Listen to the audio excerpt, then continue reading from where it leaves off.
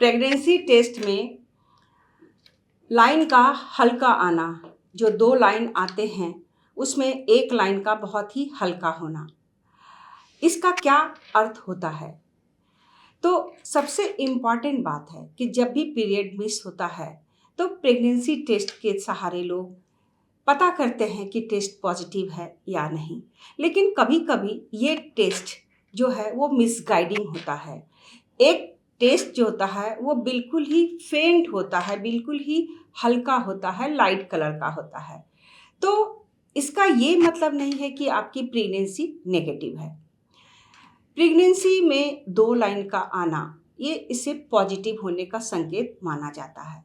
लेकिन हल्का होने का मतलब होता है कि बहुत ही अर्ली आपने टेस्ट कर लिया, यानी कि जैसे ही पीरियड मिस हुई और आपने प्रेगनेंसी टेस्ट कर लिया तो कभी कभी बीटा एचसीजी का लेवल धीरे धीरे बढ़ता है और अगर उसका लेवल यूरिन में कम होता है तो वो टेस्ट अर्ली दिनों में करने से वो निगेटिव आती है। वो टेस्ट बहुत अर्ली करने से वो फेंट आता है। दूसरा कारण ये होता है कि जो सैंपल हम लेते हैं यूरिन का, तो कभी कभी बहुत ज़्यादा पानी पीने के बाद जो यूरिन बहुत ही डाइल्यूटेड होता है तो उसमें एचसीजी की मात्रा कुछ कम होती है, उसमें भी टेस्ट जो होता है वो हल्का आता है। और तीसरा कारण ये हो सकता है कि जब हम प्रेगनेंसी टेस्ट करते हैं तो वो जस्ट 5 मिनट के अंदर वो टेस्ट बिल्कुल ही हल्का होता है और लेकिन धीरे धीरे वो फिर और फेंट करने लगता है। तो इसका मतलब होता है कि ये केमिकल प्रेगनेंसी है और ये प्रेगनेंसी पॉजिटिव नहीं होती है।